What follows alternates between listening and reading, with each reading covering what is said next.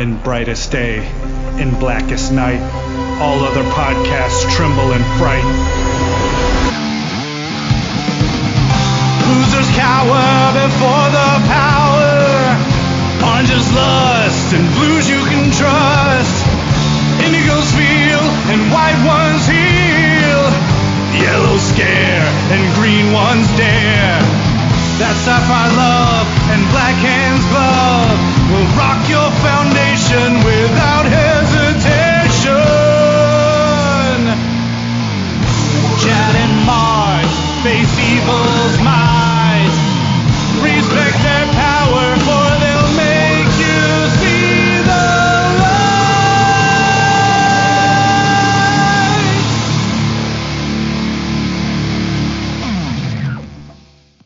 Hi, everybody. I'm Chad Bokelman. I'm Dan Kurtzky. And I'm Mark Marble. And this is the LanternCast. Episode 438. Yeah, our big crossover with Mosaic Comics. Oh my God! Welcome to the show. It's Dan Kurtz. Who is this jabroni? Who is this guy? Listen, this is how you know it's starting to be summer. We're doing unnecessary crossovers. We're gonna rope in a few other channels and podcasts that you don't actually need to watch or listen to, but we tell you they might be vaguely important, so you do anyway.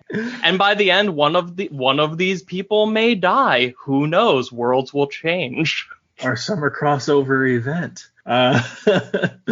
Oh man, how many episodes will this one encompass? Oh man. Okay. So tonight we are talking about Green Lantern issue number 3, titled Behind Enemy Lines. This is the third in the installment of the, I guess what are we calling this? The Infinite Frontier era of DC, with Thorne, Rainey, Santucci, and Achieve doing things over here. It's our first issue without Dexter Soy on the art, so we've already got a big art change, but there's a little bit of a tonal shift here too. So Mark, you want to get into it? No, but that is my job for the evening. Oh boy. Why do I feel like I know why you brought me on for this one? Oh no, because let's not forget, we had decided you and I had decided you were coming on last week, long before this issue ever came out. Yeah, true. So all I had was instinct about what I would feel about this issue. I had no concrete evidence up until yesterday. Oh God! All right, so we'll deal with the tone. I think I know where Chad was going with the tonal shift, at least partially in this. But let's just take it from the top, if we will. So we have this weird classroom setting, like a high school setting, which automatically is not real, because John Stewart didn't go to high school with Guy Gardner and Nort and all the rest of these Lantern-esque people. Stel looks cool, like in his jersey though, and his jacket. So we have this alien-looking teacher kind of interrogating. That's a strong word, but she's questioning John and playing the teacher role here. And John he's pretty quick on the uptake here, realizing this doesn't make any sense and this is not. He remembers high school. This isn't it. So she's like, okay, if dreams of childhood don't put you at ease, let's go to something to a closer moment. And I want to touch about this scene too, but I will do it at the end. That we get a view on what seemingly was going on with the lanterns right before, the central power battery got blown up real good at the end of last issue. This also answers finally the question, even though Chad and I kind of hit the nail on the head here, about whether the ship they were building was really a construct ship, or whether it was actually being physically made by Green Lanterns using their rings. And that's where we get, it becomes clear that, yes, they were using their rings to actually physically make the ship. And they were putting the finishing touches on it right when the central power battery goes kablooey. John Stewart's caught out in space, and he gets saved by, what's his name here? And I wrote this down, but I'm not looking at my notes. Amanita, the Mushroom Lantern, who premiered back in the Gerard Jones run. I think I had that too, issue 20, I believe, of the Gerard Jones run. But obviously he's able to, we get the gist that he's able to make a cocoon around people. That's part of his mushroom-like powers. And that's supposedly how John Stewart survives being in space, so we don't get a whole lot of detail about a lot of things here.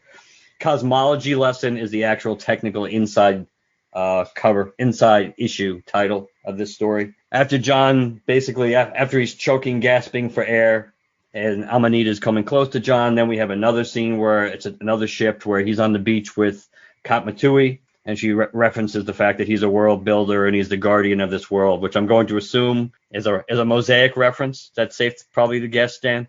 Oh, yes. Yes. And more, but we'll get to there. Yes. I do like the fact that, once again, John's quick on the uptake. He realizes there's no way this is Katma, so he tries to choke her. And, of course, while he's choking her, then the mysterious narrator here basically changes to fatality. That doesn't really work either. So that's a horrible-looking fatality. I would never in a million years have guessed that's who it was supposed to be without name dropping. Then John wakes up, and we find out that John, the chick who's doing all this to him is Sakari.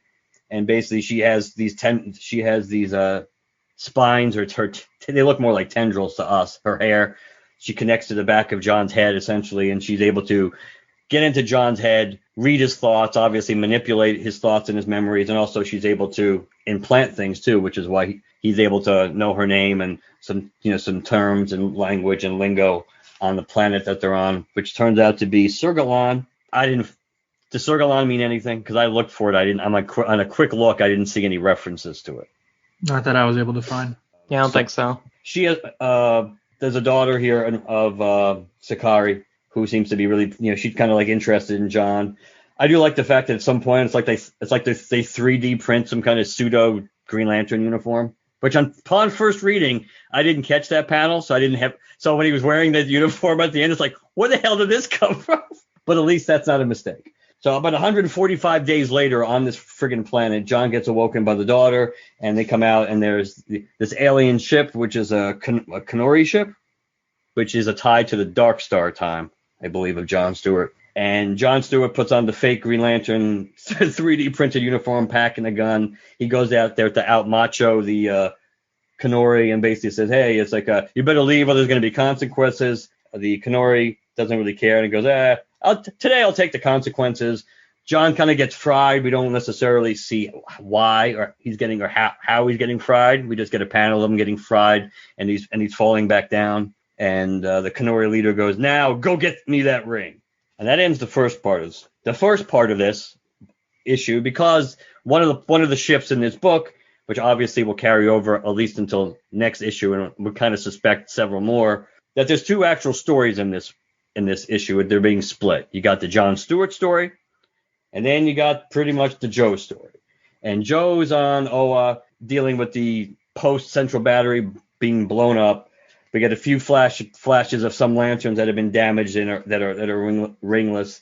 We do get a nice, that's Rotlop Fan on the raft, right? Yep. And we assume Arisia floating in space. Are these Dominators? Some of them. There's a few. I think one of there's a blue one walking around who's kind of like their representative on the United Planets Council. Yeah, their counselor. I thought they were Dominators because I recognize them from their parallax-like teeth for the most part. But always a disaster. They're dealing with injured lanterns. A lot of the rings seemingly blew up when the central power battery went off too. No signs of the Guardians, which I'm sure is convenient. We have no signs one way or the other of the Guardians. Joe, well, that's before I get to this part. We have Simon, who basically it's like one cyborg wasn't enough. Now we have Simon Baz cyborg, because while he's healing from from his issues dealing with the central power battery blowing up, that basically he's got like a cyborg arm and everything else, and he's able to manipulate it. That's something, I suppose. And then you got Joe trying to deal with Kelly. Kelly's all bummed out about everything, and then for some reason she's really taken with Simon, though they spent like 5 minutes together before everything went to hell. And Kelly's all like, Joe's trying to give her a pep talk, and it's like, I'm gonna need you. We're like the only lanterns left with rings. It's a gauntlet. Yes, it's a gauntlet. Kelly's more interested in Simon. Joe takes it upon herself pretty much to send out like these updating and a distress call and a rescue beacon to all the Green Lanterns out there, though I do find it interesting. She acknowledges that nobody's going to know who she is. Basically, your instinct might be to come here, but don't. Basically, whoever did this they're kind of like judging and watching to see what's going to happen next on Oa. So basically, if something happens to me and I go down, the communications go down, then you'll know what to do. and you get a little flash panel of Hal apparently as he's listening to all the stuff from Joe. And that's your bare basic wrap up of both stories in this book. The one thing, and before we break it down more, the one thing I wanted to say, it's kind of interesting. Now, again, this could be done on purpose about when we see what was going on with the lanterns before in space with John, before the power battery went to hell. But it's interesting, if we're supposed to take this as the truth, it is interesting that it's sandwiched around two things that are clearly not the truth. So it's really hard to assume this is exactly how things went down, because you have two to three pieces of evidence with Sakari there playing with John's head are false memories and altered memories. But I thought that was interesting. But maybe this is, we're not really supposed to take this as on face value as being 100% accurate. Yeah, I had one bit of a correction. I think I think the ship that they used to get to this section of space was actually a construct made by all thousands of the lanterns. But after they arrived, they started building. That's right, the sector house. Sector house. You're right. I'm sorry. Yeah, so they're two different things. Yeah, and the sector house, which they're calling the lighthouse, is not a construct. They're making out of like, I think they just said like mundane materials, whether that means they brought materials with them or they are using local materials they mined. But basically it's just so they can establish like, okay, this thing is permanently here, rings or no rings. Right. And I did catch that, and that was stupid on my part, because I did catch that the second time around that they were working on the sector house. But and it's a nice bit of John Stewart history reference, because he talks about, I've been wanting to redesign the sector houses for a long time now. This gives me the opportunity to do that. So he then calls it the lighthouse, which is supposedly, I guess, in some way different from a sector house in terms of functionality, maybe. I mean, I love the fact that we know now it's out there, which means like a lot of this, like we're seeing once John wakes up, he's essentially starting over with nothing. And a cool aspect of this is that before the rings went offline, all of the quest lanterns were scattered, and that now they've had about 6 months or so to gather resources and make connections, and if and when John can reconvene with any of them, he will be able to use those resources. And also, there is this lighthouse out there who has who knows what in it that could also help. So it's like there's like lots of like pockets of potential resources, aid, and plot twists, or whatever you want to call it, like waiting out there in space. Yeah. Another thing I sort of noticed in here in his classroom scene, I've got the digital. I haven't yet picked up my print version. I've zoomed in as far as I can. You can actually read some of this stuff on this little space calendar, and it just literally says the word gibberish a bunch of times in different spots. Like gibberish may be A-OK. Who knows? This is what I've got, because yup, nah, no way. Yeah, there's a bunch of gibberish stuff in there. I don't know, maybe that's lyrics or something. I don't know. I'd have to look it up. And then it's interesting. Like, it seems like maybe some of the stuff on this poster in the background is maybe supposed to identify John in some way, because it says builder, teacher, Green Lantern, guardian, librarian, explorer, things like that. But they have mad scientists too. Yeah, it does. So, I mean, maybe those are just there for ABCD, but like maybe they're there to try and describe John in some way. Or everybody in the classroom. True. But those are the only things in terms of like looking around in the background that I noticed. Obviously, there are other lanterns we notice, and I guess we could maybe add to the defunct list, but one of them looks like it might be Vaz. So that might answer the question. Maybe you guys can tell me if I'm crazy, but it's hard to tell with this art. But when they're setting up the lighthouse, and John says in that panel, I've been itching to redesign the sector house for years, the lantern behind Salik's head, I think that's Vaz, based on this art style. It's hard to tell. Maybe. Yeah, it does. Directly behind him? Behind his head. It looks like he could be made of clay almost, but I'm not sure. Yeah, I don't think so. Yeah, it could be made of clay, but because of this art style, maybe that's just distant fur. Like, who the hell knows? I mean, we know he's not assigned to the prisons anymore, so he could be out there. Yeah, he could be. So, but otherwise, yeah. You mentioned some of the other stuff with Rotlop Fan and Aricia and the other lanterns that show up stranded out in the ether. Hey, I was trying to figure this out. Can Aricia, can her people survive in space? I don't think so, right? I feel like we've seen this before because wasn't she part of the corpse mission? They found her. Yeah, they found her during that storyline, but it was like an extra because they didn't know she was alive. Like they pulled a Superman where they're like, oh, her people go into a healing coma. Yeah, maybe that's it. Yeah, maybe she can survive in space but go into sort of shutdown mode. But when she died, when she was in that coma, she didn't die in space, though, did she? I don't think so, but no, that was. Yeah, I'm trying to remember. Who killed her? Was it Major Force who killed her? Somebody supposedly killed her. When we still never really got a real explanation for how she ended up with Cyborg Superman and all the Lost Lanterns, anyway. But yeah, I don't think she can survive. I don't think on her own she could survive in space. Yeah, it was Major Force. I mean, I think she'll be fine, but. I was just looking at that, that's the only one where I'm like, I mean, Isamat's wearing a weird harness he doesn't usually wear, so he's probably okay. Aricia, I don't know. I'm confident they're not going to kill her, but still, it's kind of a Every time I see somebody acting in sort of officious capacity in terms of these dominators who are representing the United Planets, it reminds me of the freaking the Trade Federation in Star Wars, the prequels. Which is interesting because I do have a Star Wars analogy to make about actually the Joe part of this. So what did everybody think? So I mean, I might as well say it. As I thought, I did not enjoy the art shift. I'm just not a fan of Tom Rainey's style, and I can start kind of pointing out a bit of maybe why. You guys notice how big the heads on some of his characters look? Yeah. Yeah, that really sets off my not really excited about this sort of a thing. Some of the stances look a little interesting or wooden to me in some way, especially that moment. To point out what I'm referring to.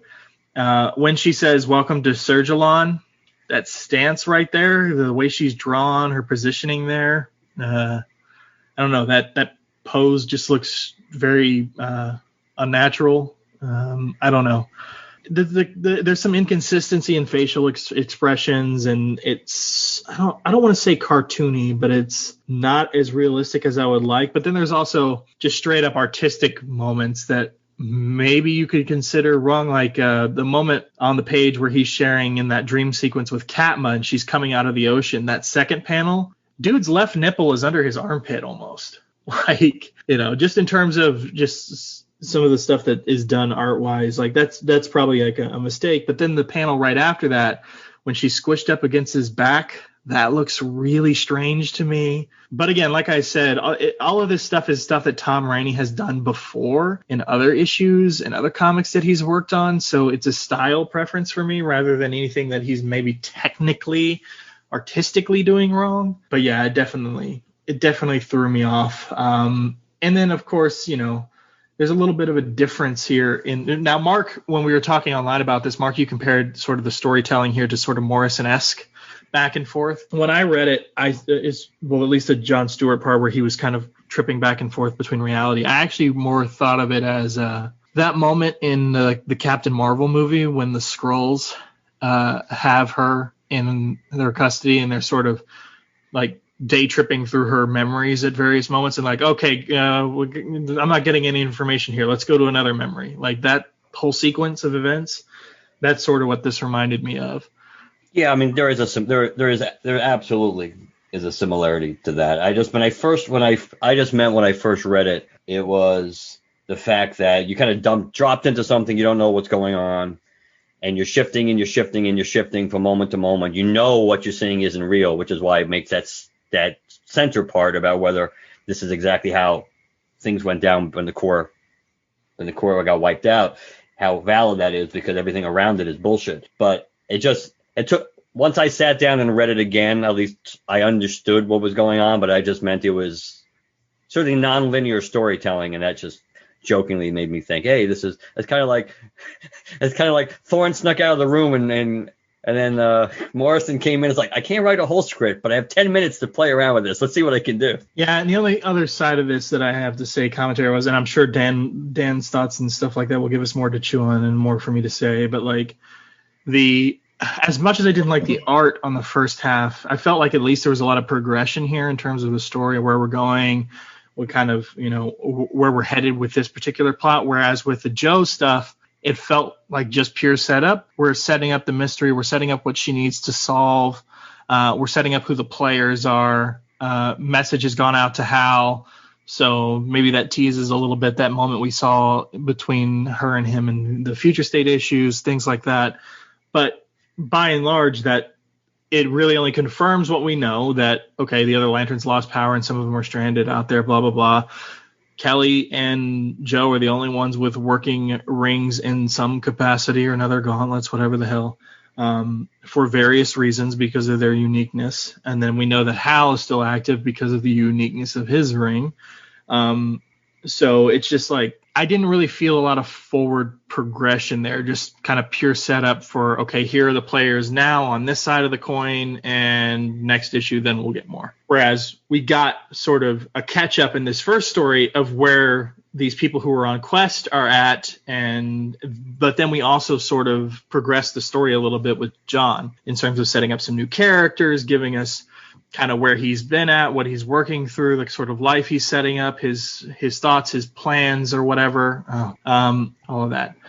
So I don't know. I just felt like, I didn't enjoy I enjoyed the art in one section over the other, but I actually enjoyed the writing in the section I didn't like the art in, and vice versa. The big issue, and this is where I'll just go straight into my Star Wars analogy, that the big problem with, even though they kind of address the irony in this, and when Joe's sending out her trying to recap and letting people know what's going on, it's like she makes it clear that, hey, because like none of you are going to know who I am, which is part of the problem, which is if all your rings just go down and you can't contact the Guardians, you have no way of knowing what's going on, but all of a sudden you get this distress beacon from somebody you don't know. How likely is it are you going to really take that to heart and believe that person, especially when it's a Lantern you've never friggin' heard of?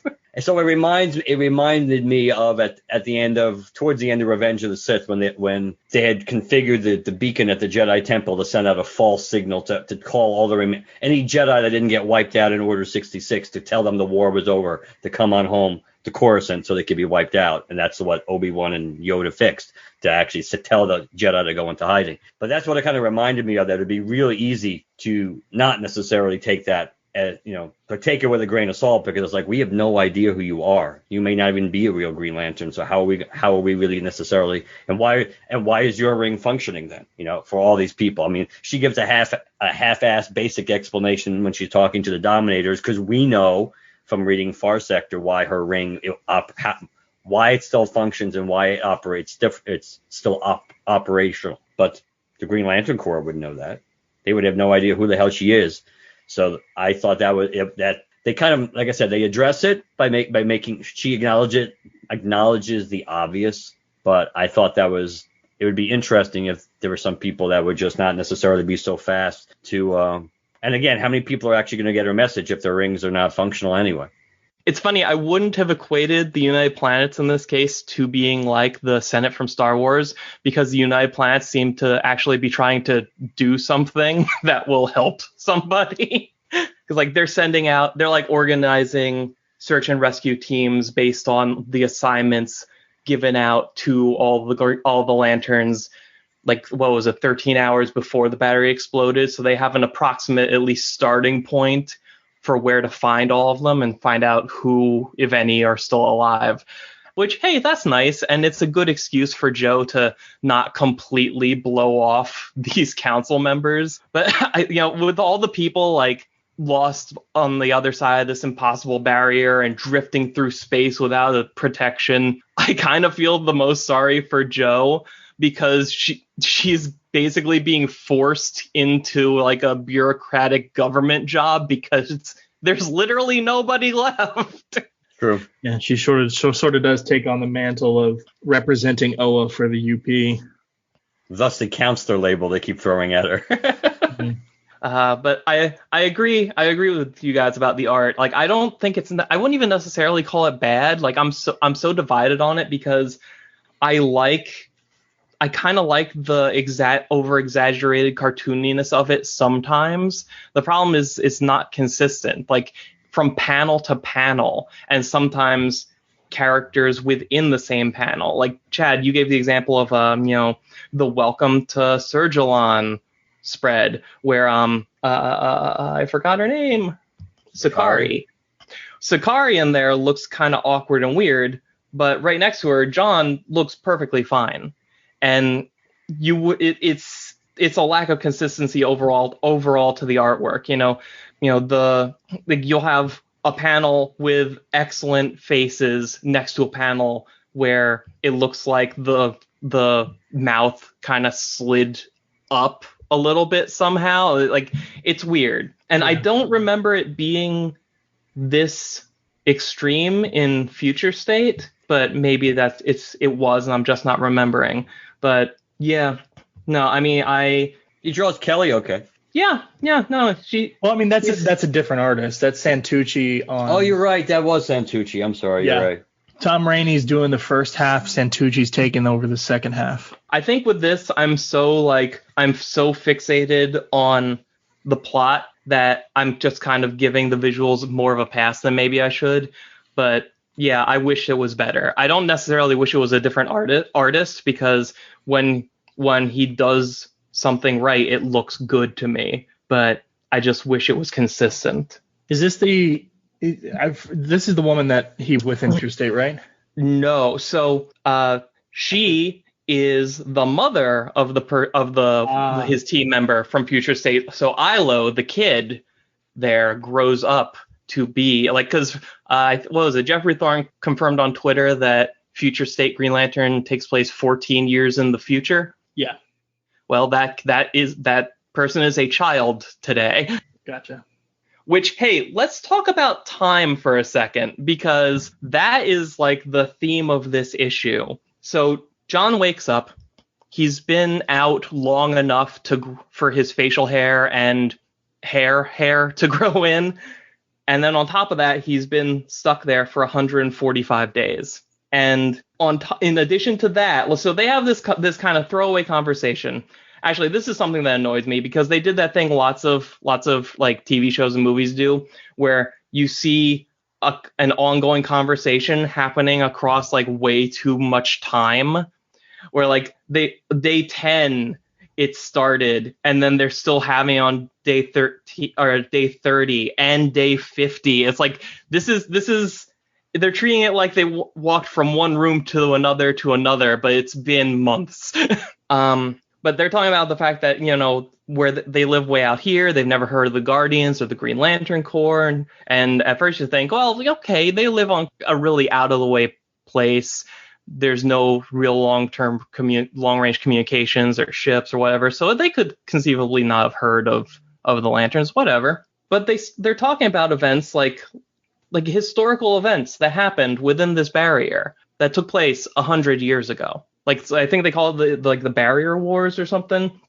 Yeah, it took place 100 cycles back. And John even comments on it. That's weird. The Guardians said this barrier went up like a couple weeks ago. And that says one of three things is true. Either A, the Guardians are lying, which I'm sure they are, just probably not about this. B, this nice lady and her kid are lying, which I don't really think they are. Or C, nobody's lying. And time moves faster inside that barrier. And the thing about that is that if the last one is true, Future State Green Lantern starts making more sense. Because the weird thing about that whole anthology thing was that John Stewart's story was very blatantly taking place way later, way years down the line. We now know it's 14 years. But every other story in that book seemed like it was either happening in the present or like really close to it. And at the time, I just wrote it off as, oh, it's an anthology. It's being written by a bunch of people. Mistakes were made. I think it's actually going to be a pretty important plot point, because if at least 100 years have passed inside that barrier in the next couple weeks, 14 years could pass for John in here, and it could be less than a year outside in the normal DC universe, which, like, I don't know, my mind starts spinning with like questions like, okay, we still don't know who built this barrier or why, but my immediate thought is, well, what could somebody be trying to make that would normally take a super long time, so they create this essentially bubble of time that is accelerated. I don't have any answers for this, but I just love the idea that they just sort of like put in there, and if you didn't like grab onto those two panels, it doesn't even really come up again. And then, like, looking back through like how the issue started, like there's so many echoes of old stories in this issue, in this whole series so far. Like the Kunari Raiders tying back to the Dark Stars, and like, oh hey, John was a Dark Star for a long time. When was he a Dark Star? Well, he was a Dark Star after the last time the Central Battery exploded. Or we're getting a dream, like a whole like disjointed dream of him being a kid in high school again, and how that's meshing together with his present. Like everything that's going on with him in this issue is about the flow of time, right down to like the way that we're jumping back and forth and back again and forth further again, instead of just giving one single linear explanation for the series of events. We also get to see Kenzie, the Green Lantern, who was in future state, helping him out, commanding that ship. Like a feeling I get from this book more strongly the more issues I read, is that we're getting this mix of introducing new ideas plus calling back old ideas that are largely forgotten, and kind of mushing them together in such a way that it feels like both the old and the new are going to be really important to where things go. And the thing that makes me feel that the strongest is the memory of going to the beach with Katma.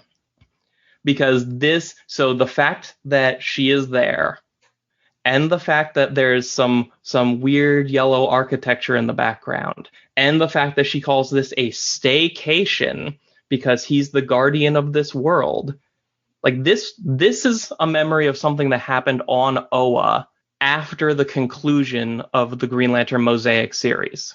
We have never seen anything in that setting after that series ended. It's just issue 18 of that book came out. It was done. Then Emerald Twilight happened. Nobody mentioned that, hey, there's a whole cornucopia of cities over the horizon. Then flash forward to 0 Hour, and the planet exploded. And every now and then, like maybe 3 times in decades, somebody would have like a passing remark referencing the fact that Mosaic happened, or there was a Mosaic world once, or whatever. And now, not only has Jeffrey Thorne been referencing this in, I think actually, what is this, issue 3? He's directly referenced the series in 2 issues out of 3 now.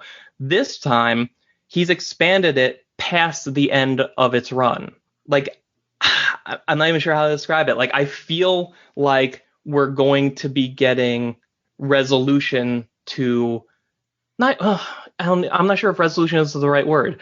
Basically, for the last several decades, one of the most important runs of Jon Stewart's entire history has been swept under the rug, and everything that came after it never even attempted to reconcile what he was at that point with who he would be going forward. And I feel like Jeffrey Thorne is doing exactly that now, because when Mosaic got referenced in the first issue, I was like, oh, cool.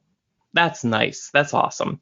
the way it comes up in this issue, where we're getting like a straight up expansion on that story in an issue that is all about the past meeting the present as you're rocketing towards the future at an accelerated pace. Like it. I don't know. Maybe I'm reading too much into it. I don't know. But it seems to me that Jon Stewart is now in a position where he is getting shot into the future as quickly as possible while events around him are conspiring to bring back up important yet forgotten moments of his past. And I am very excited by it. No, I mean, it makes sense. I mean, that's a positive way to see it. I mean, you know how I feel about Jon Stewart and what they've. I've said it a billion times, even back when we were co-hosting this thing together a bunch of times. It's just like I feel like all they ever do with Jon Stewart is just reference his past over and over and over again. And while it's good to see him, you know, them building a bit on this mosaic stuff, I see it as a different. Like sort of, okay, we're mentioning his guilt and everything over Katma again, but also I almost see as in a positive way. I almost see this as also Jeffrey Thorne taking a moment to reference his past and then immediately say I'm over it, because we get this scene with Katma, then he grabs her by the throat and says, "That's not my wife. She's dead." You know, all this stuff, like essentially like, I buried her. I mourned her 3 times. I'm done. I kind of like that. Like it irritates me at first that we see Katma, because I'm like, oh, here we go again. It's the same old trope. You know, we've got to have him guilty over Xanshi or guilty over Katma or A, B, C, D. We got to just cycle through all this shit again and again and again every time we tackle John. So it's like Jeffrey Thorne did that to me for a second and then went, nope, he's over it. We're good. So in a way, I while you take that positive about potentially building on mosaic from that scene, from that same scene, I take something a bit different. Well, that's the thing, right? Because you mentioned Xanshi, and I would call Xanshi and Mosaic the 2 most pivotal and character defining moments of Jon Stewart's history. One of those was ignored outright, and the other of them was double, triple, quintuple down on, to the point that who could want to see it referenced ever again. And like everything that you've wanted to see out of this character to make you like him better happened in that series. Like, I don't remember if you read the series, maybe you didn't like it, that's fine. But like those 18 issues took the character of Jon Stewart and painstakingly crafted him into a different, better, more fully realized person. And then all of that was literally thrown away. So if that became the new baseline for the character, there is no telling who he could have been today. And the fact that, you know, if the one of the big hooks of Infinite Frontier is that, okay, all continuity counts again, everything that happened, if they can use that to reincorporate the development that he had in Mosaic and bring it forward somehow and just advance Jon Stewart and just kind of stop leaning so hard on one aspect of him over and over again and make him into the fully realized person that he had the potential to be and actually had started to be realized as, like that, if it almost feels like getting a second shot at something that was lost a long time ago, which, you know, maybe that's maybe that's why they show Katma, like a good memory he had with her that we never saw before. It's not even so much as to show that, oh, he's not over her or he is over her or whatever, but just the fact that at that point in his life, he did, like, coming to terms with losing her is one of the big things that series was working up to. And the fact that she was there at all at the end meant something different than just a cameo by itself. Yeah. Mark? Well, looking at Dan could be onto something about the time. That would actually make more sense because that's one of the things that never made sense about Future State. The idea that, how the hell could it take place that far into the future? Especially if they're connecting the dots to try to give us a version of it now. How is that possible when we know that no one's going to be reading this book if you're going to be doing 10 years in normal continuity time to even get close to, the events of, the 14 years in the future where we kind of like dropped into before. So I think that's a very strong possibility that's true. I don't necessarily know 100. I guess because of the daughter, because of Elo, I guess it adds, again, assuming, which is a big assumption, that everything that we saw in Future State would connect seamlessly and not have variations like they did with Future's End, where they teased, all these things that we saw in Future's End were going to happen. They kind of like gave us curveballs and none of them played out the same exact way. And so maybe the Elo being around would kind of like assuage part of me that has doubts about Sakari, but she was so blatantly manipulating and playing games in his head that, she is violating him on some basic level. I mean, you can make the case that she's doing it to try to wake him up out of his coma or whatever, but she is playing games. She's not just being a passive, being a viewer. She's not just being passive in there. She is being active, and she's manipulating these memories and changing them and taking liberties to get points across at different times. So I don't know if I'm 100% as sold on whether she is not. There's not a negative aspect to her character that we don't know. Even to be fair, even if the daughter is innocent, it still doesn't mean that the mother doesn't have something. There's something going on with mother. But I'm not 100% ready to sign off on. I think that the mother, at least is Sakari, is a 100% ally based on just reading the story. I don't think there's anything malicious about her. I think when you're dealing with presumably a race of telepaths, or what do they call them, chemopaths or whatever? Yeah, it was chemopath. Then issues like consenting to go into each other's minds is probably works differently for their society than it would for us. I think there's Mark's favorite book, Legion of Superheroes, plays with this idea some because Saturn Girl comes from a planet where everyone is telepathic. So for her, the idea of invasion of privacy, she has to kind of learn what that means because if I've never been around people that couldn't do this, why would anyone get upset about this?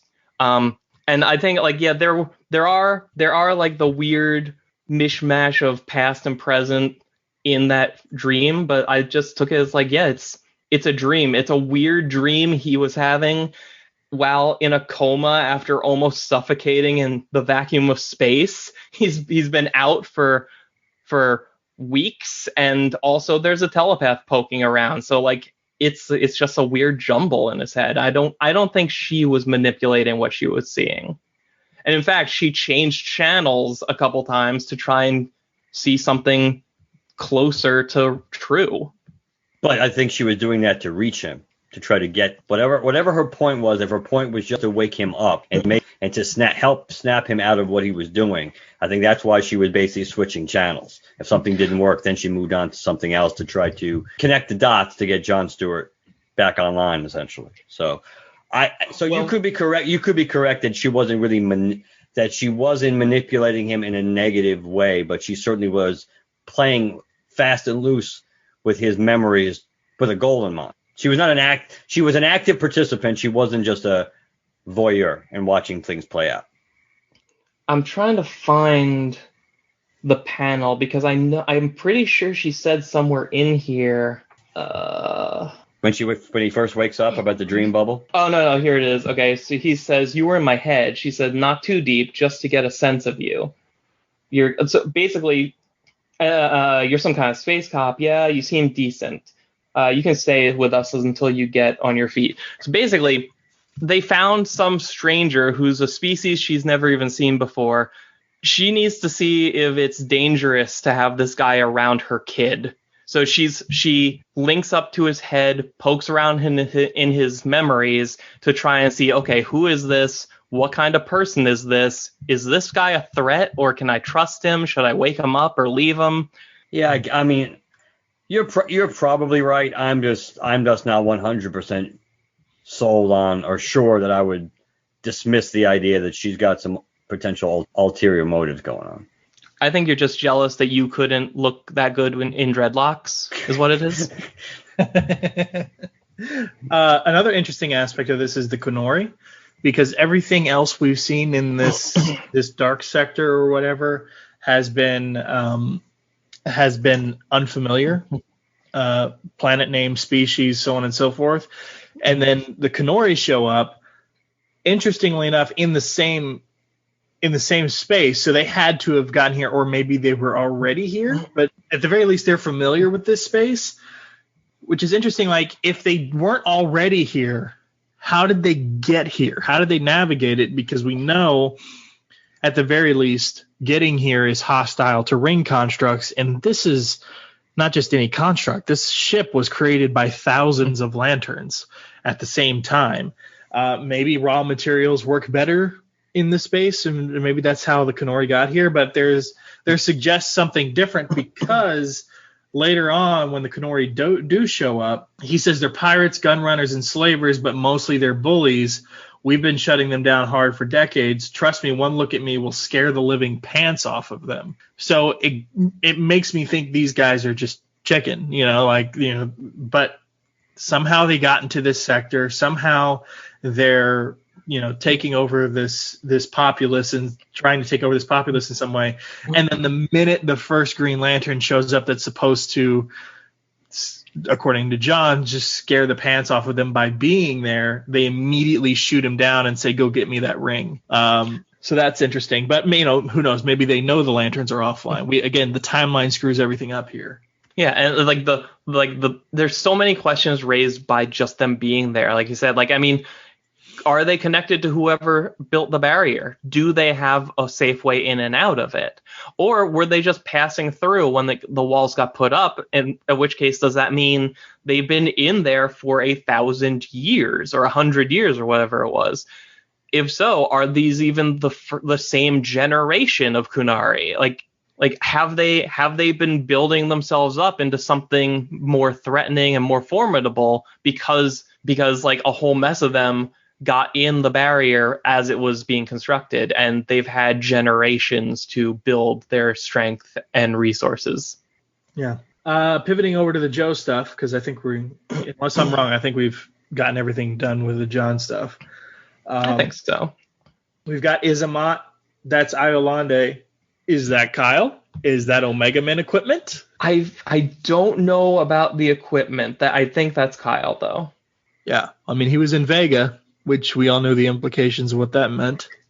That's there's a lot of like for as much as people are complaining that like, oh man, I wish they would do stuff with the other human lanterns, like there's so much cool stuff set up for enough of these characters that like whenever they pull the trigger on it, it's gonna be awesome. Like we already know they're going to start paying off the Jessica Sinestro Corps thing in the annual in, I think, August, was it?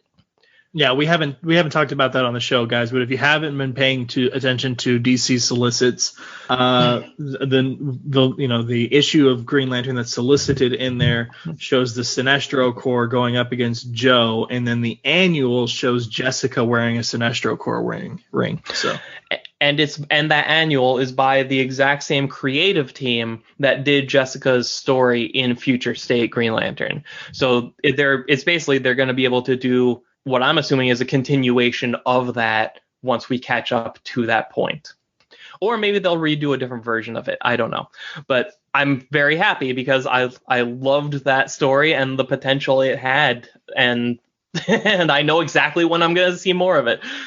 And with Kyle here, like I don't even remember where I said it before. If it was here or on one of my videos or whatever. But Kyle being in Vega, like, yeah, not only does he have his history with the Omega Men, which, the Omega Men for Kyle is is in the same neighborhood as Mosaic for John, as far as I'm concerned. So revisiting that makes me incredibly happy. Vega is also where Larfleeze lives. Mm-hmm. And if I'm Kyle Rayner and I know what it means when all the rings die, I'm going to want to try and either get out there and find some people or get to Oa, but I'm not going to want to go there unprepared. Man, if only I, Kyle Rayner, knew how to use every color ring, and also there was a planet nearby with like a cave full of like piles and piles of orange rings. If only that were happening. But I mean, I being Kyle Rayner couldn't just storm in there by myself. I would need some sort of like radicalized strike team to help me out. If only Kyle Rayner had history with some sort of, I don't know, Omega themed. Just the potential here is amazing, and I want it so much. And when it does come, oh my god. I'd just be shocked somebody finally remember there's a pile of orange rings on that planet. Because a lot of people have treated it like the ring that Larfleeze wears is the only one. I don't think we've seen the pile of rings since Agent Orange. It might have shown up in the Larfleeze series, maybe, but I don't think I remember seeing it. Maybe, but I mean, at the same time, if any book was going to do it, I believe this run of this book will. Because, I mean, we just finished having a conversation about the freaking Kunari Raiders. The only thing they've ever done was like destroy the homeworld of the main character of the Dark Stars series that nobody read. Like, this book is making so many deep pulls that I don't think anything's off the table. And that's interesting, paralleling to Morrison's run, which also made deep pulls, but at least these were ones that we feel a little bit more, I don't know, maybe they're not equivalent deep pulls, but it just feels like the references in here are a little more appreciated and a little more part of the story and a little more leaning towards where things could go than the random pulls from Morrison's run that expected you to pick up A, B, C, or D, and then it's just like it didn't really go anywhere. He was just referencing that for the hell of it. Yeah, they're not as blatant, like pat myself in the back for knowing this, or for doing the research enough to find this obscure thing that almost no one will know about and throw it in just so like, ha, you won't know what this means, but I do. Well, with the Morrison references, you got the feeling that he felt the fact of the reference itself was enough of justification for the reference, whereas Thorne's references, they feel like signposts to where the story could go.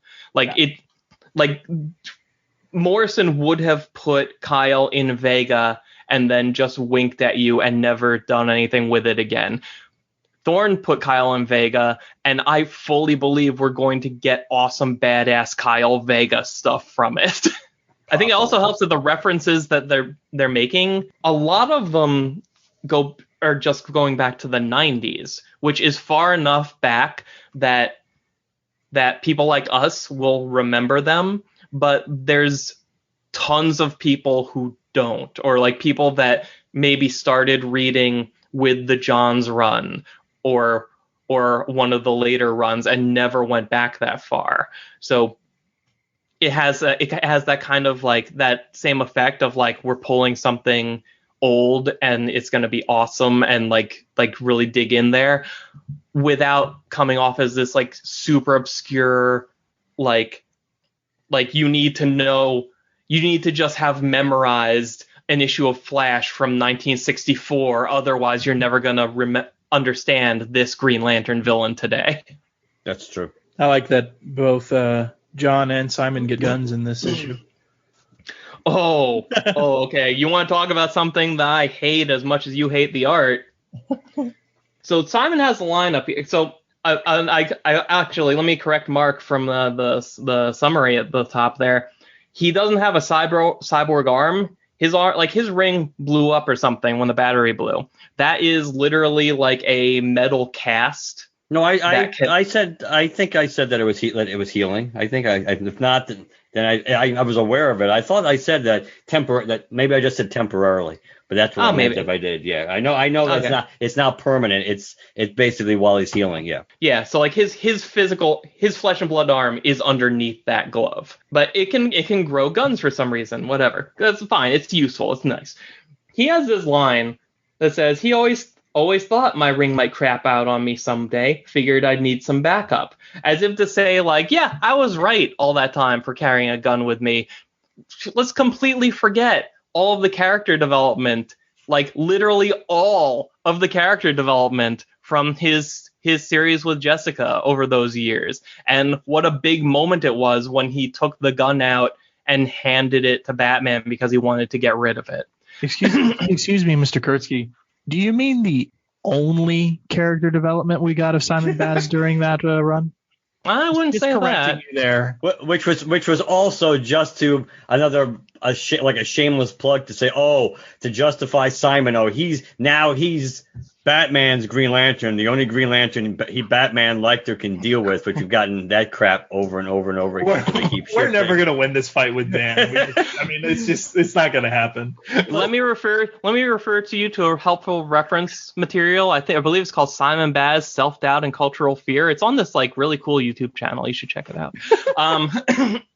As long as it's not Mosaic Comics, we'll check it out.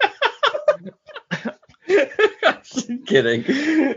And I hate the fact that the thing that I hate the most about this is I don't know who to be mad at, because I want to be like, part of me wants to be like, man, Thorne is doing so much to make me happy in the story. Why did he screw up with Simon right here? But then at the same time, I'm like, well, it's technically Dan Jurgens' fault because he wrote the last arc of the Simon and Jessica book, in which he ended that series in the worst way a human being could and completely undermined all of it.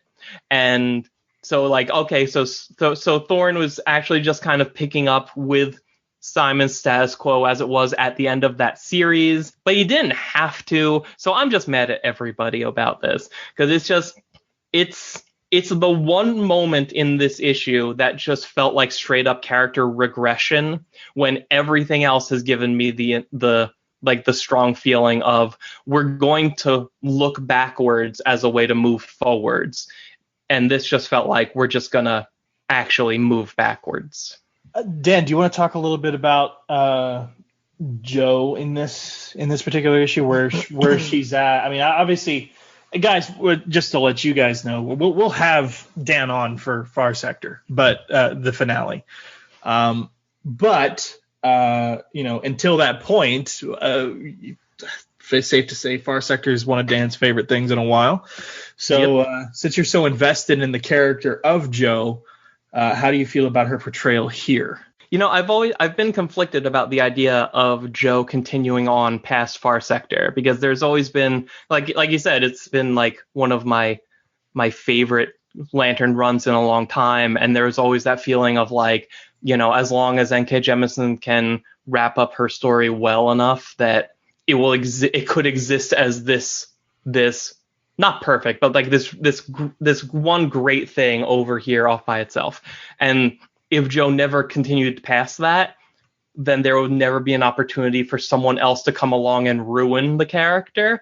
And even that's like a loaded, unfair phrase, because like you can't really ruin the character. You can tell best stories with them. But I'm pleasantly surprised that the Sojourner Mulling in this book feels like the same person we're reading about in Far Sector. It's not identical to Jemisin's take on her, but just like the confidence she carries herself with, the attitude towards authority, it's like it feels like Jo, and it feels like she's trying to walk a line between being cooperative and being rebellious that other Lanterns probably wouldn't be able to, or even think to try to. And I think it's cool that she's kind of building a ragtag team to go solve a mystery with.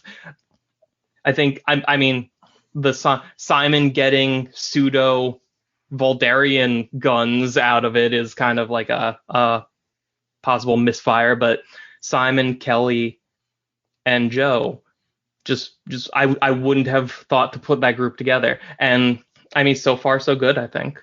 My only problem with it is it feels like she's taking charge a little too easily.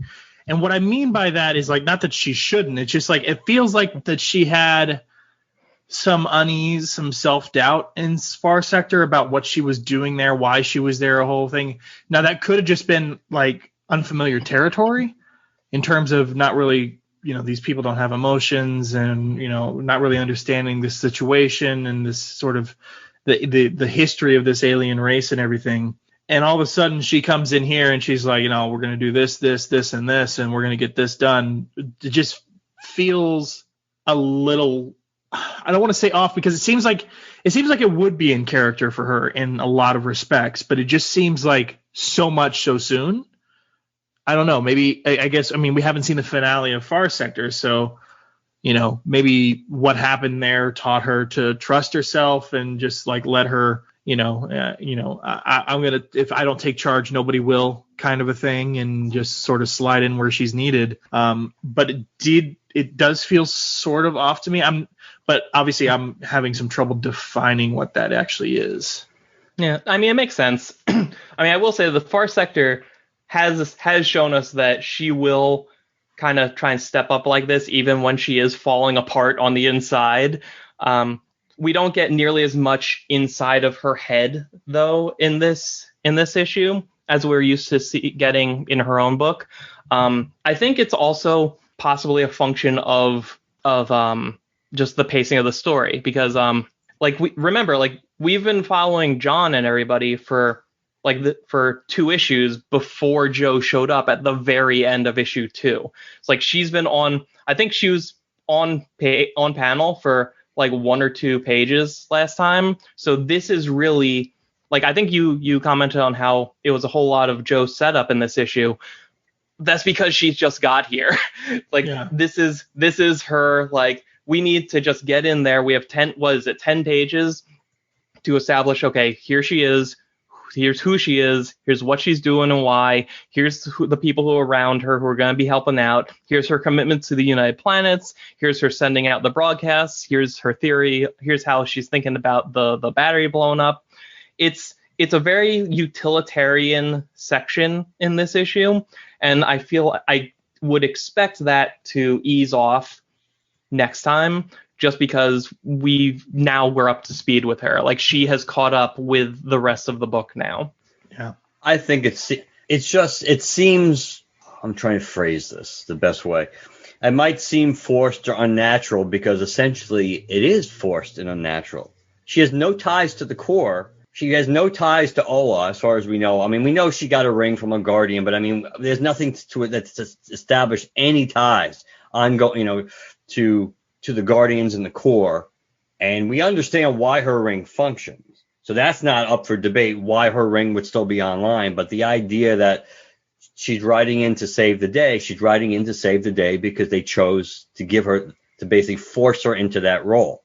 They could justify it to a certain extent because that her ring is functional, and you have very, but again, this whole, it's all being structured based on the concept. You could make the case, the story, the characters they want to focus on are dictating the story more than the other way around. You could make that case. They want to focus on John. They want to focus on Teen Lantern. They want to focus on Joe. The best way to do it is to create a scenario like they're doing now, where you have 2 of the 3 that don't get their ring power from the central power battery. So, to me, I think that's what the issue is for some people. It seems like that it's being forced because this is either the story they want to tell, or more specifically, these are the characters they want to focus in on, and that's what's going on. Well, I think it's a mix of the two, because obviously, you're gonna gravitate towards the characters that you prefer to write, and that's why Jeffrey Thorne is writing a Jon Stewart story. But also, it seems like a natural fit to bring both Kelly and Joe prominently into this particular story, because they're wild cards, essentially. if there is some grand plot to kill all the Green Lanterns in the universe at once, and suddenly there's two that are still flying around at full power, what does that mean? What's going on there? And like it allows both of them, like both of them are intensely fish out of water in spaces that would normally be perfectly comfortable for literally anyone else with these powers.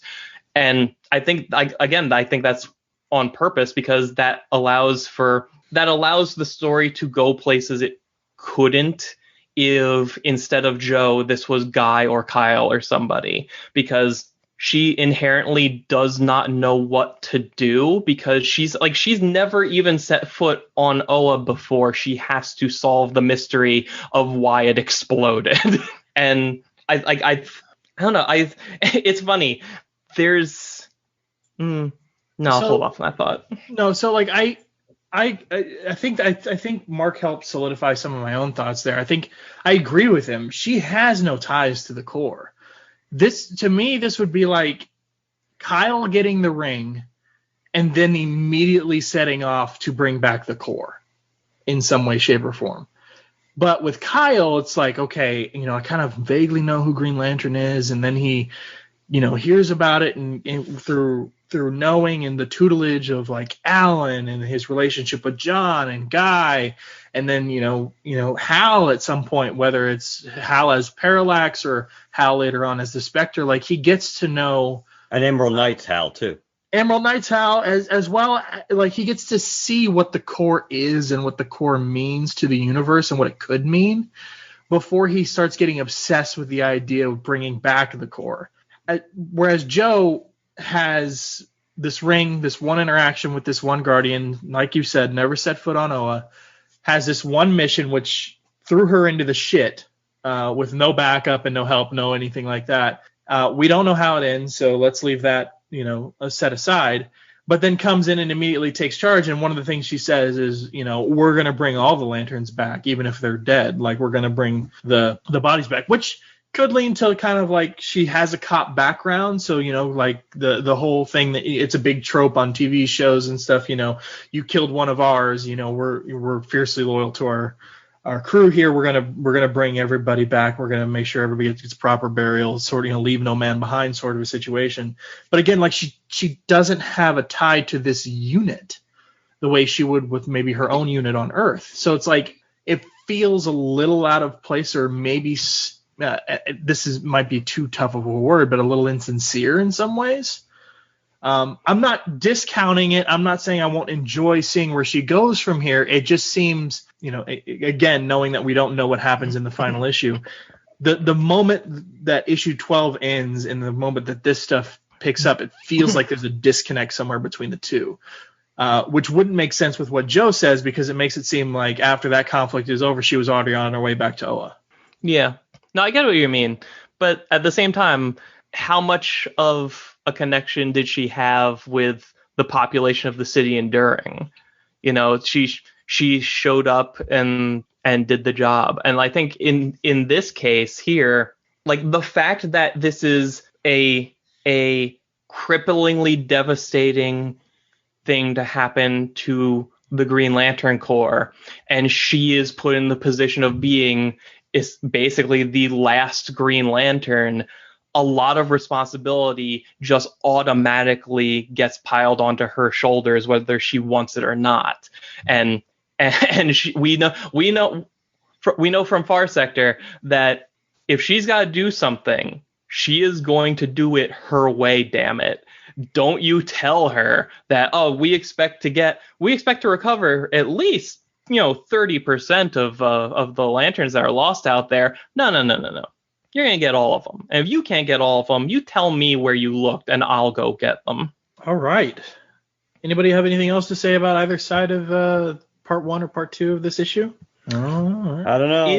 Is Hal's ring special from the Morrison run? Because I think Future State said like Cyborg built a thing that amplified the leftover will juice or whatever was in there. Well, you could make it. Yeah, Hal's ring is still special from the Venditti run. That's what I was gonna say. You could make a case that Hal's ring is special for multiple reasons. Number one, he built it himself from willpower, because it's not 100. It was not 100%. I think firmly established that his relationship with the ring and the AI that he was in their buddy relationship, and that was just entirely because of all the stuff with Mirwidden and after or what. Because don't forget the Guardians made the whole point of they were changing the way the AI worked with the central power battery too. So we don't. That's right. So we don't know how much of that was because of something that happened in the Morrison run, or basically it was something to do with how they rewired the programming in Hal and his ring. Maybe because his ring was different because of being forged out of willpower. They basically were able to uncover that little bonus option faster than other lanterns were. And maybe the Mirwidden thing helped loosen if there were boundaries preventing that from happening. But yes, I think Hal's ring being special would still be consistent, not just with what we saw in Future State, but what we saw in where we think we were at the end of Venditti's run, and even through probably the Morrison run. So yeah, bottom line, it doesn't matter. I mean, if you all you have to know is that it's special. I honestly doubt that they would elaborate on why Hal's ring is special. I mean, he might pay attention to that detail, but regardless of whether, if you read the Morrison run, you could be like, oh, it's because of this. If you read the Venditti run, it could be, oh, because of this. True. Or you could just be, it's fucking Hal, Yeah, so that's right. I forgot my favorite part of the Morrison run was when Hal's ring realized it could put in for vacation time and did. Maybe none of the rings shut down. Maybe they just all went on vacation. Now, didn't Kyle, after Kyle quote unquote died, he got his original Green Lantern ring back? When Blackest Night? Yeah, I think so. And then Mogo was holding on to his Green Lantern ring when he was a White Lantern? I don't know. This sounds like a video idea for Dan Kurtzky. Just because if Kyle's ring is still Kyle's original ring, then he should have had backup power, because that's how he redesigned it when he gave up the ion power.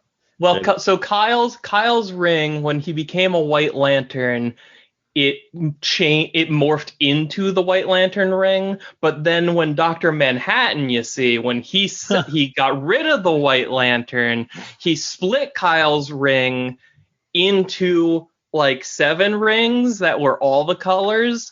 But one of those was green, and that's still technically his original ring, but also technically only 1/7 of his original ring, I guess, because all of it, like all those pieces, and those shouldn't actually have existed as other rings, and we don't know where those rings went either. I'm thinking when Kyle became Ion the second time, I think his ring supposedly was on Mogo, something like that. That's what I'm thinking it was, which is why when they pulled Parallax. When they pulled Ion out of him, he was butt naked because he didn't have any power. I was kidding, but it does sound like an interesting video idea tracing the history of the rings. How many rings has Hal Jordan worn? When where were they destroyed, or vice versa, Kyle? Sometimes some of those are crazy. I mean, God, have you ever tried to trace the history of the ring he gave Jade? That thing has gone on a crazy journey. I think actually it was the ring that John had, except it got destroyed in Justice League, the Ultraviolet Lantern story. Oh wow. That's the ring that started as the copy Hal gave Kyle from the past. The Emerald Knight, the last issue of Emerald Knights. And then with Hal's ring, you got to take into account the Malvolio stuff. Yep, that too. And the fact that like it got lost in the ocean, and then it washed up in Gotham, and Anarchy had it for a while. Then Kyle got it back, and he gave it to Jade once, but then Fatality exploded. Then he gave it to Jade again, and he tried to use it to propose marriage. So of course she said no, you idiot. And it's a whole thing. Sounds like Dan's already got the video idea scripted out halfway. And then he gave it to John, not to marry him, but maybe they can make it work. I don't know. They're kind of, they haven't spent too much time together. I like the Anarchy. I still have, I think, those Anarchy issues somewhere. I kind of like that story. All right. So if nobody has anything else to say, I guess, Dan, Mosaic Comics, tell us what you're up to, man. Listen, if there was ever 1 month to check out my channel, it's this June, because like a crazy person, I decided to load it up with as much stuff as I could think of. So on the first of the month, this is already up there, Green Lantern Roundup for May 2021. It's an 18-minute just rundown of all the Green Lantern stuff that either came out or was announced. All forms of multimedia, whether you're talking about video games or TV casting or comics or original graphic novels, Funko Pops. Chad's eyes perked up when I said Funko Pops. As we're recording this, tomorrow my review of Green Lantern #3 comes out. So if you're listening to this podcast and you're thinking, I like it, but I wish there was only one of them and there was some soothing music behind it, that's what you can find in there.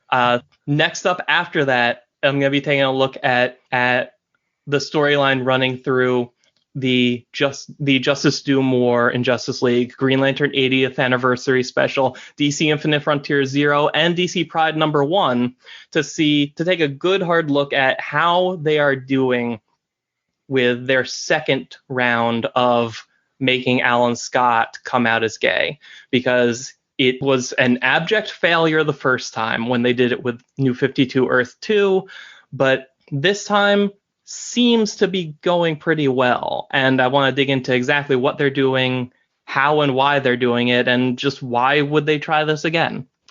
A few days later, hey, guess what? It'll be exactly 10 years to the day since the Ryan Reynolds Green Lantern movie hit theaters. And I have at least 11 minutes worth of stuff to say about it. Oh, yes. After that, I've got a fairly comprehensive crash course on the history of Jade and Obsidian, just in time for them to become relevant to the larger DC universe again, going into Infinite Frontier, which, oh, by the way, then I'm going to start covering Infinite Frontier, because Jade, Alan, and Obsidian are all looking like they're going to have a significant part to play. And that's June. That's just June. So if any of that sounds like fun to you, go and subscribe, hit that bell so you'll get notified when these come out. And if you try some, you like them, maybe watch some more. Maybe tell some friends, some comic-loving friends about the channel. Yeah, if you're ever sick of us being negative all the time. Just kidding. We're not. We're just honest. Which isn't to say that Dan's not. It's just, Dan, I think you've always tried to be a little bit more positive spin on everything, because, I don't know, maybe you just don't want to deal with being stuck in the shadows all the time. But yeah, Dan's always been sort of the voice of reason for the Lantern fans. So if you're looking out for that, that's where I go. That's why I go to Mosaic, because frankly, we cover a lot of the same stuff, honestly. And, having podcasted with Dan for years, it's not like I haven't discussed with him in person, well, on air, some of the very things he talks about on that YouTube channel. So it's not new to me, but it's nice to hear the positive side, or the more optimistic side, at the very least, of some of the stuff that maybe I personally don't like.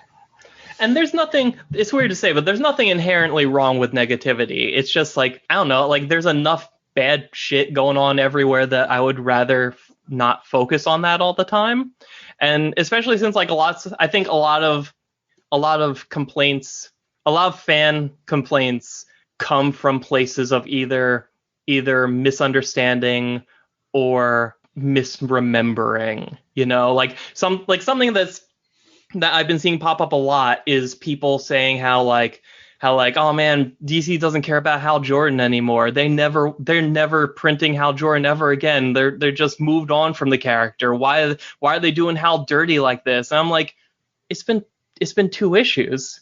The Morrison run was nothing but Hal Jordan solo stories for a year and a half, and he was in one of those Future State issues. Like he's even still in the Thorn book. He's just not the main character. He's still here. Like, what are you people talking about? But like it's just like it can be easier to jump to a negative conclusion, and I think sometimes people don't have the inclination or the the knowledge base or like and by that I mean like lore knowledge or whatever, to like put in like the effort to realize like, oh, actually this thing isn't actually bad. So if I can sit down and make an 8-minute video telling somebody that, hey, this is pretty cool actually, I'm gonna do that, because I have a lot more fun talking about stuff that in a positive light that I like. Not that I won't go into in depth on negative stuff. Eventually, I'm going to talk about that goddamn Dan Jurgens arc that ended the Simon and Jessica book, and that will be terrible. That may not have been all Jurgens' fault, though, based on, because obviously they were ending the book, so I don't know. We don't. I think there may have been more behind that. I think Jurgens under normal conditions writing a Green Lantern book for any length of time probably would have given us some interesting things. So. Oh yeah, no, and that would be fine. I guess my issues more come from the fact that he essentially just decided it was going to be a general Green Lantern Corps book instead of a Simon and Jessica book, and by the end was focusing on Hal Jordan as the main character instead of Simon or Jessica. And when he did focus on them, he just regressed Simon back to the point where none of his character development happened. So, and I'm sure there's more to it, and if I actually sit down to do that video, I will research it a lot. If you want to hear Dan go off more, wait till you get to his big anniversary episode where he's going to be talking all about collateral damage as a big... I'll make that video. I'll save it to a USB drive. Then I'll throw the USB drive in the ocean and never publish the video. Well, in the meantime, if anybody else wants to give us their thoughts on Green Lantern #3, Mark, how can they do so? What are you moving, Chad, as you walk further and further away from the damn microphone? I don't want anything to do with it anymore. I'm done. I'm out of here. It's not like it was lost on Dan and I as you keep getting more and more distant. And I don't mean personality-wise. I mean literally. But nonetheless, LanternCast.com, LanternCast@gmail.com. You can follow us on Twitter and Facebook, #GeoCast to locate us on both of those. Apple Podcasts, Spotify, and Stitcher, whichever platforms you listen to us on, please leave us positive reviews. And last but not least, leave us a voicemail or a text if you're so inclined at 708-LANTERN and let us know what you think. That's right. Dan, thanks for coming on. We appreciate it. We'll have you back on in the very, very near future. Wink, wink. And we'll talk to you guys later. Good night, everybody. Good night.